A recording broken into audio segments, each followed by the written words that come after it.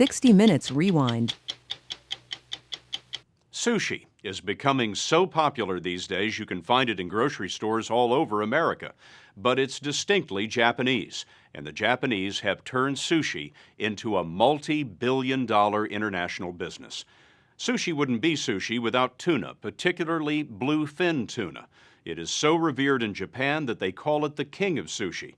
But as Bob Simon found out, the bluefin is in deep trouble. Fresh bluefin tuna arrives in style at Tokyo's Narita Airport every day from all over the world. They're carefully packed in crates and unloaded onto pallets, often less than 24 hours after being caught. It's delivered on ice in custom-made wooden boxes called coffins, delivered to the Tokyo fish market, which is called Tsukiji, and which is the place where the world's top sushi chefs get their fish. More fish flow through Tsukiji than any other market on Earth. More money, too. $4 billion a year. In today's global economy, fishermen from around the world watch the prices set here at Tsukiji, which enables them to figure out what their catch is worth. Harvard anthropology professor Ted Bester understands the movement of money in tuna. He's been studying Japanese sushi culture for the last 20 years. This place is the nerve center of a global fishing industry. It's sort of like a Wall Street of fish. Yeah, it is. It is. There's no futures market, no derivatives, but other than that, it's like the Wall Street of fish.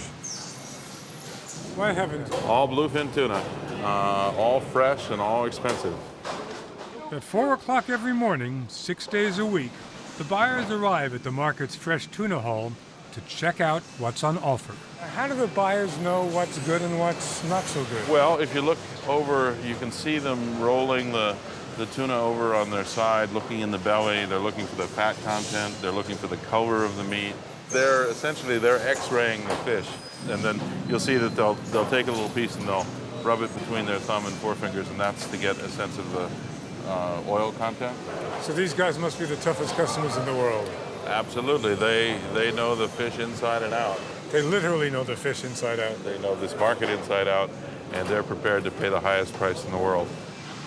The price of a single bluefin tuna is anywhere between $2,000 and $20,000. It all depends on the size, the season, and the fat content. The fattier, the better. Tsunenori Ida is one of the most respected buyers in the market. His family has been bidding on top-quality bluefin here for 7 generations. He's well-versed in the auctioneer's lingo. He knows the signals. Within seconds, he's bid for and bought the most expensive tuna at today's auction, a 450-pounder for $8,500. Ida is the master of the House of Hicho, a wholesaler supplying Tokyo's most exclusive sushi restaurants. He wields his blades like a latter-day samurai. Is the maestro at work? Like everything in Japan, it's a ceremony. The fresh bluefin is massaged and stroked as befitting a king. The masters even have what they call maguru no kaiwa, conversations with the tuna.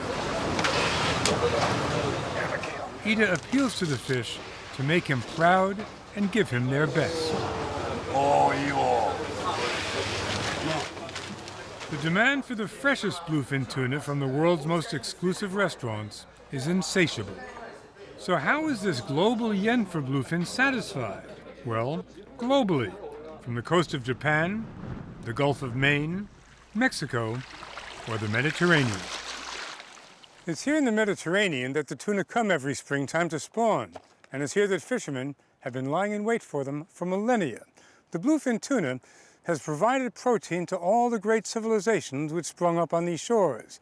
We're in Sardinia right now, an island off the coast of Italy, and the fishermen here go after the bluefin much the same way their ancestors did during the days of the Roman Empire. Fishermen from the village of Carlo Forte fix nets to the ocean floor, trapping the migrating bluefin in giant chambers. We went out with divers to check on their trap. We had no idea what to expect.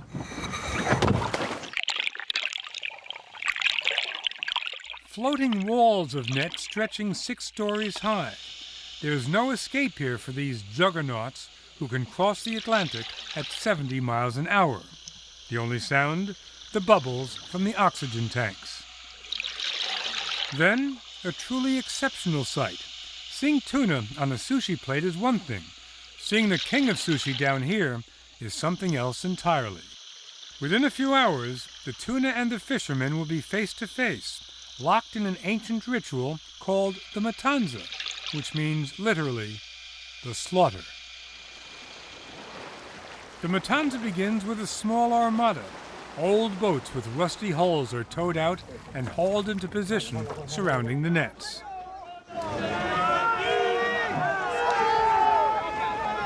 Over the course of the next 2 hours, the fishermen close in on their prey, bringing their boats and their nets closer and closer to each other. It's a life and death struggle for the giant bluefin. The smaller fish are wrestled on board. The larger ones have to be winched. The churning waters and the decks of the boats run red. In the end, it's hand-to-hand combat. And think of it, this bloody battle is all in the service of sushi. This may seem like an enormous catch, and it's terribly impressive, but the fishermen insist that they're catching fewer fish and smaller fish than in previous years. And the situation is so bad, they say, that they don't know how long they'll be able to stay in business. To stay afloat, this ancient ritual has been put in the service of a very modern corporate culture. All the tuna is taken to a factory ship moored a short distance away. Japanese buyers of Mitsubishi, yes, that Mitsubishi, are on board too. They pay big bucks for big bluefin, and they'd like to buy the whole catch, 600 in all. The fish are weighed and measured, and most are simply not big enough. Only 54 will make the trip to Tokyo. The rest will be sold by Giuliano Greco, who manages the matanza, and who'll send the remainder onto canneries, restaurants, and sushi bars across Europe. Greco's family have been the owners of this Carlo Forte tuna factory for more than 350 years. He and the others who run the few remaining matanzas agree that their problems stem from a drastic change in the way most tuna are now caught. In the 1990s, a new vessel started fishing for tuna in the Mediterranean. It was called a purse seiner, and it brought on a revolution in tuna fishing. Each of these vessels can encircle and trap some 3,000 bluefin. That's in one go, one toss of the net. Before long, there were more than 300 purse seiners working here, and the new method of fishing proved so efficient that it made the matanza look like some old relic left over from the Middle Ages. The story will continue after this.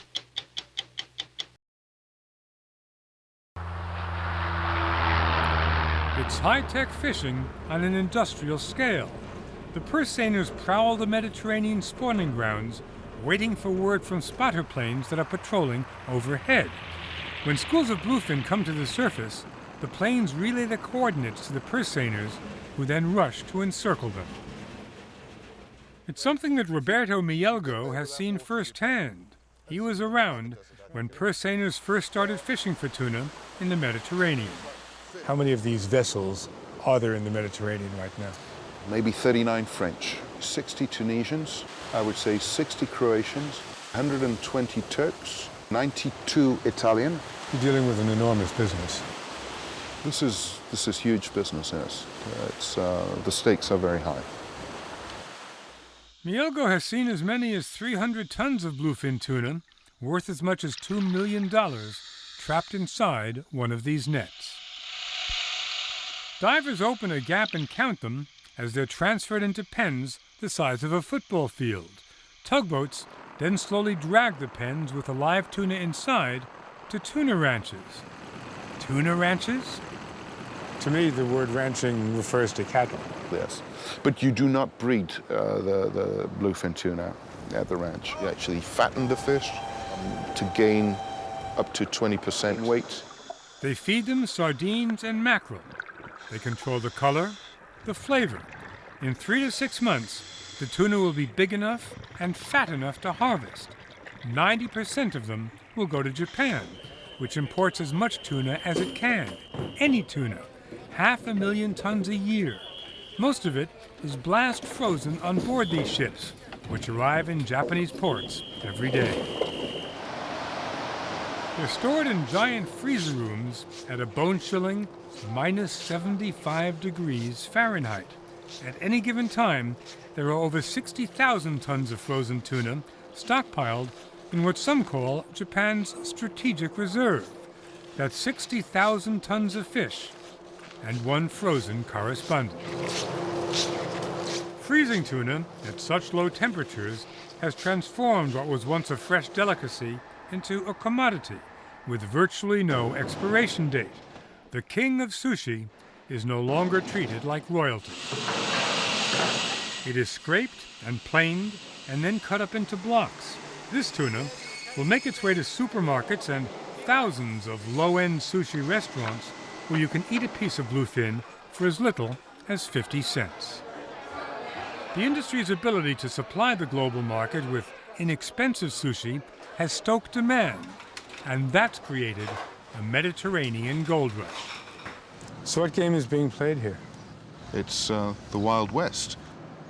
These days, Roberto Mielgo spends his time tracking fishing boats and monitoring catches, and he's found that the international quotas which limit tuna fishing are not being enforced.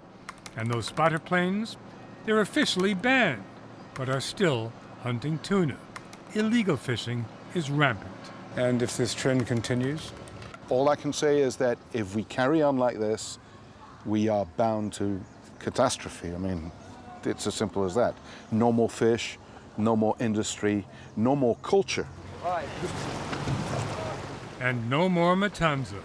This may well be the last year that the weary fishermen of Carlo Forte raise their flag, telling their village that they've had a catch. The future of fishing in the Mediterranean is no longer in their hands.